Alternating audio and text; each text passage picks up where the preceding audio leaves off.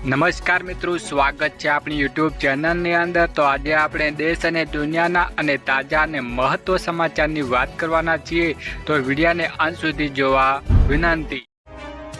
સૌપ્રથમ સમાચારની વાત કરીએ કે વાવાઝોડા સાથે વરસાદની આગાહી। અરબ સાગરમાં ડિપ્રેશન સક્રિય થવાને કારણે ગુજરાત રાજ્યમાં આગામી 5 દિવસ સુધી ભારેથી અતિ ભારે વરસાદની થવાની આગાહી હવામાન વિભાગ દ્વારા કરવામાં આવી છે, જે આજે સમગ્ર ગુજરાતના ઓરેન્જ એલર્ટ સાથે અતિ ભારે વરસાદ સંભાવના છે। જ્યારે સૌરાષ્ટ્ર, અમરેલી, ભાવનગર, ગીર સોમનાથ અને દીવ દમણમાં અતિ ભારે વરસાદની આગાહી છે, સાથે રેડ એલર્ટ જાહેર કરવામાં આવ્યું છે। હવામાન વિભાગે આગાહી કરી છે કે રેડ એલર્ટવાળા વિસ્તારોમાં 41 થી 61 કિમી પ્રતિ કલાકે ઝડપી થંડરસ્ટોર્મ ગાજવીજ સાથે તોફાની પવન ફૂંકાઈ શકે છે। વધુ આગળ વાત કરીએ કે ખેડૂતોને લોન માફ કરવા માંગ। રાજ્યના ખેડૂતોને ચાલુ વર્ષમાં પાક ધિરાણ સંપૂર્ણ માફ કરવા ગુજરાતના કોંગ્રેસ દ્વારા મુખ્યમંત્રી અને કૃષિમંત્રી સહિત લખીને રજૂઆત કરવામાં આવી છે। રજૂઆતમાં જણાવ્યું હતું કે ગુજરાતના જ્યારે ખેડૂતોને ખરીફ પાક તૈયાર છે, ખેડૂતો માટે તૈયાર પાકને પોતાના ખેતરમાંથી લણણી કરવામાં સમય અને ત્યારે જ કુદરતી રૂઠી પડેલો વરસાદ અગાઉથી જ 3 ગણો છે। હજુ ખેડૂતોના પાણી ભર્યા છે, તો હાલ ખેડૂતના પ્રતિ હેક્ટર જમીન ધોવાણ માટે ઓછામાં ઓછા 1 લાખ આપવા જોઈએ અને પાક નુકસાની સામે જાહેર કરવામાં આવ્યું હતું કે રાહત પેકેજ પણ ખેડૂતોની મજાક સમાન હોવાની અપેક્ષા કરાયો છે। વધુ આગળ વાત કરીએ કે ગુજરાતમાં ફરી ખેડૂતોની આંદોલન। સૌરાષ્ટ્રમાં ફરી એકવાર ગુજરાતનું આંદોલન થવા જઈ રહ્યું છે, જેમાં બોટાદવાળી થવાનો ડર સૌરાષ્ટ્રની ખેડૂતોના આંદોલનનું એપી સેન્ટર બની રહ્યું છે, જ્યાં કડદા પ્રથા બંધ કરવા માટે ઉઠી રહી છે। જોવું એક રહ્યું છે કે ગુજરાતમાં ખેડૂતો આંદોલન કેવું અને કેટલું સરળ છે અને આંદોલનની આગમાં અડધા ગુજરાત સરકાર સુધી પહોંચશે કે નહીં। સુરેન્દ્રનગર જિલ્લાના મૂળી તાલુકાના આજે ખેડૂતોએ રોષ ફાટી નીકળ્યો હતો। બોટાદ જિલ્લાના અડદ ગામના ખેડૂતોએ થયેલા દમન અને અન્યાય સામે કિસાન એકતા મંચ ગુજરાતના નેજા હેઠળ ખોટી સંખ્યાઓમાં ખેડૂતોને ઉપસ્થિત રહીને મામલતદાર કચેરી ખાતે ઉગ્ર રજૂઆત કરી હતી। ખેડૂતોના આગેવાનોએ મામલતદાર આવેદનમાં પત્રમાં પાઠવી હતી કે માંગણીઓ રજૂ કરી હતી। આવેદનપત્રમાં જણાવ્યા પ્રમાણે કપાસના પાકની ખરીફ વખતે વેપારીઓ દ્વારા ખેડૂતોને મળતા ભાવ થતા કડદા તાત્કાલિક બંધ કરવાનો તેમજ સરકાર દ્વારા ટેકાના ભાવે મગફળી ખરીદવા માટે નક્કી કરાયેલા 70 મણની લિમિટ વધારીને ઓછામાં ઓછો 250 મણ કરવામાં આવે તેવી માંગ કરી રહ્યા છે। વધુ આગળ વાત કરીએ કે 1 નવેમ્બરથી લાગુ થશે નવા નિયમો। એલપીજી, સીએનજી, પીએનજી અને એફટીએફના ભાવમાં ફેરફાર। દર મહિનાની 1લી તારીખે ગેસ એજન્સી એલપીજી સિલિન્ડરના ભાવની સમીક્ષા કરે છે। 1 નવેમ્બર 2025ના રોજ એલપીજીના ભાવમાં વધારો અને ઘટાડો થઈ રહ્યો છે। સીધો પ્રભાવ ઘરેલું ગ્રાહકોના માસિક બજેટ પર પડે છે। જે રીતે સીએનજી અને પીએનજીના ભાવમાં પણ સમયાંતરે ફેરફાર થાય છે અને નવેમ્બરમાં પણ સુધારો થવા જઈ રહ્યો છે। આ ઉપરાંત ઓઇલ માર્કેટિંગ કંપનીઓમાં એર ટર્બાઇનના ભાવમાં પણ બદલાઈ શકે છે, જેને કારણે હવાઈ મુસાફરી ટિકિટના દરોમાં વધારો અથવા ઘટાડો જોવા મળી શકે છે। વધુ આગળ વાત કરીએ કે 1 નવેમ્બરથી નવા નિયમો લાગુ। ઓક્ટોબર મહિનાનો થોડો દિવસ પૂરો થઈ રહ્યો છે અને નવા મહિનાની શરૂઆત સાથે ઘણા નાણાકીય નિયમો પણ ફેરફાર જોવા મળશે। વધુમાં એલપીજીના ભાવમાં પણ બદલાઈ શકે છે। ચાલો 1 નવેમ્બરથી ભારતમાં શું બદલાવાનું છે તેના પર એક નજર કરીએ અને સીધી અસર સામાન્ય લોકોના ખિસ્સા પર જ પડશે। વધુ આગળ વાત કરીએ કે ગેસ સિલિન્ડરના ભાવમાં બદલાઈ શકે છે। ઓઇલ કંપની દર મહિને 1લી તારીખે ગેસ સિલિન્ડરના ભાવમાં નક્કી કરે છે। આ વખતે 1 ઓક્ટોબરના રોજ એલપીજી સિલિન્ડરના ભાવ બદલાઈ શકે છે। 14 કિલોગ્રામ ઘરેલું ગેસ સિલિન્ડરની કિંમતમાં ઘણોની સમય યથાવત રહે છે, જ્યારે 19 કિલોના કોમર્શિયલ સિલિન્ડરના ભાવમાં વધઘટ થઈ શકે છે। તહેવારોની મોસમને ધ્યાનમાં રાખીને એવી અપેક્ષા રાખવામાં આવે છે કે સરકાર આ વખતે ઘરેલું સિલિન્ડર પર થોડી રાહત પણ આપે છે। સીએનજી અને પીએનજીના ભાવમાં પણ ફેરફાર જોવા મળી શકે છે। વધુ આગળ વાત કરીએ કે 1 નવેમ્બરથી નવા નિયમો લાગુ।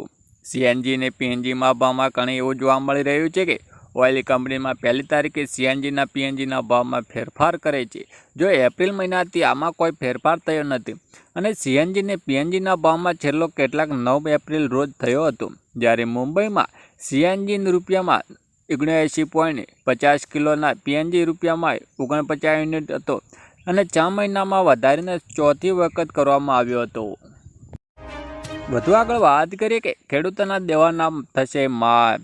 અમરેલી જિલ્લાના કોંગ્રેસ પ્રમુખ અને પૂર્વ ધારાસભ્ય પ્રતાપસિંહ દુધાચે મુખ્યમંત્રી ભૂપેન્દ્ર પટેલને ફરી એકવાર પત્ર લખીને ખેડૂતોની દયનીય સ્થિતિ તીવ્ર ટીકા કરી રહ્યા છે. તેમણે માંગ કરી છે કે ઉત્સવોમાં બહાર આવીને ખેડૂતોને સહાય ન મળી પણ બેંક અને સહકારી સંસ્થાઓએ બાકી દેવાના માફ કરવા જોઈએ. 2024માં કૃષિ સહાય યોજના પેકેજ અમરેલીમાં 700 ગામડાઓના બાકી રહ્યા હતા.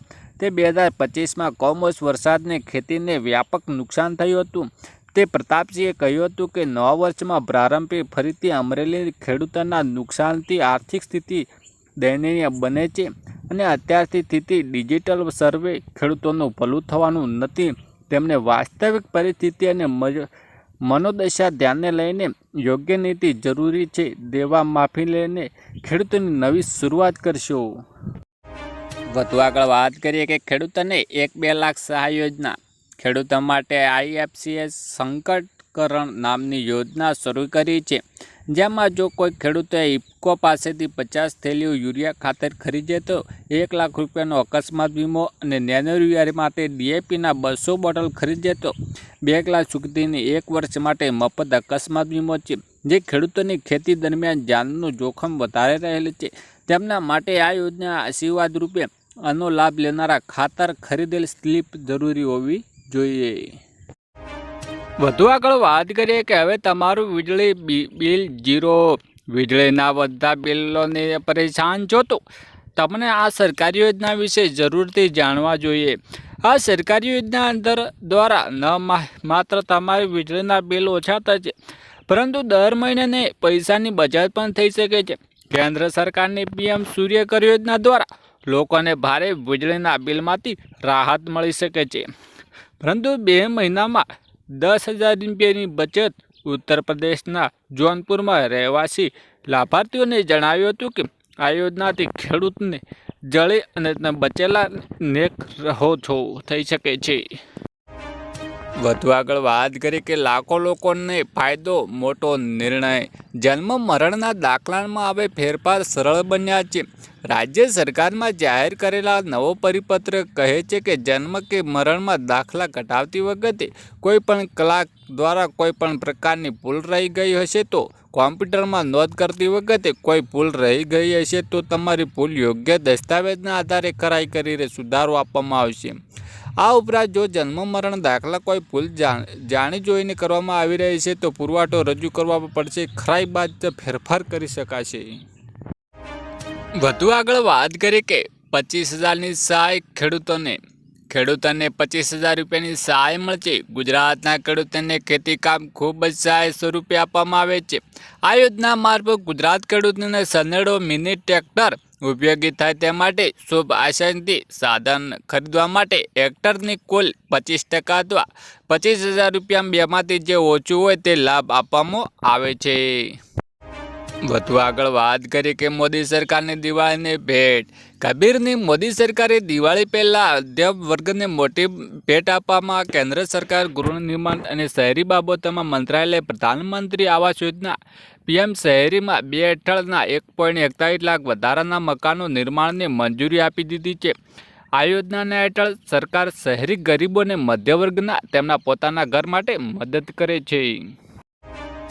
વધુ આગળ વાત કરી કે ખેડૂતોને સુધરી દિવાળી બોનસ મળશે. સરકારે ખેડૂતોને તેમના ખરીફ પાકોમાં પોષણ ભાવ મળી રહે તે હેતુથી ખરીદ માર્કેટિંગમાં સિઝન 2025 અને 26 માટે લઘુત્તમ ટેકાના ભાવ પર ડાંગર, બાજરી, જુવાર, રાંગી અને મકાઈ ખરીદી જાહેર કરી છે.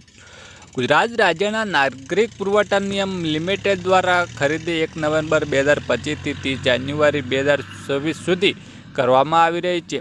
વર્ષ સરકારે બાજરી, જુવાર અને રાગીના ટેકાના ભાવમાં ઉપરાંત ક્વિન્ટલ 300 રૂપિયા બોનસ પણ આપવામાં આવેની જાહેરાત કરી છે.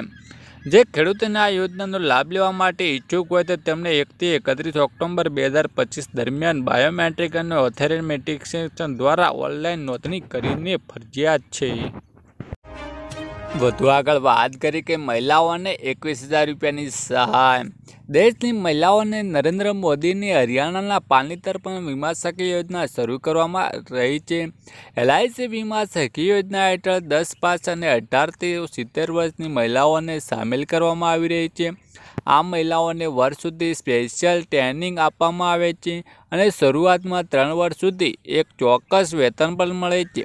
આ સ્કીમ હેઠળ વીમા સખી યોજના શરૂ કરવાના 3 વર્ષ સુધી 5 થી 7,000 રૂપિયાનું વેતન પણ મળે છે.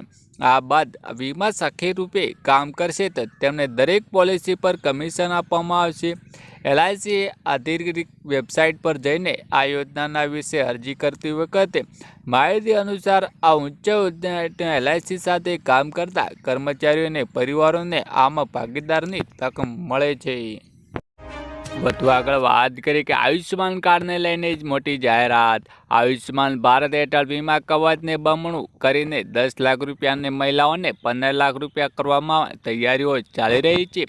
આ યોજના હેઠળ કેન્દ્ર સરકાર દ્વારા ખાનગી હોસ્પિટલમાં 4 લાખ બેડ ઉમેરવાની સાથે લાભાર્થીઓની સંખ્યા 55 કરોડથી વધારીને 100 કરોડ કરવાની તૈયારી કરવામાં આવી રહી છે. NDA સરકારના ત્રીજા કાર્યકાળમાં આ યોજનાને કેન્દ્રીય આરોગ્ય મંત્રાલયને મુખ્ય પ્રાથમિકતાઓને એક તરીકે રજૂ કરવામાં આવી રહી છે. છેલ્લે મહત્વની વાત કરીએ કે વારંવાર KYC ઝંઝટ ખતમ. Aadhaar card, bank, ration, mutual fund, PAN card વગેરે દરેક જગ્યાએ પર KYCની જરૂર પડે છે. ત્યારે સરકાર દ્વારા CKYC જાહેર કરવામાં આવ્યું છે, જેમાં 14 અંકડાનો નંબર હશે જે વોલેટ જેમ કામ કરશે, જેમાં તમારે દરેક ડોક્યુમેન્ટ હશે. જ્યારે જરૂર પડે ત્યારે નંબર આપીને સરળતાથી દરેક જગ્યાએ CKYC કરાવી શકો છો.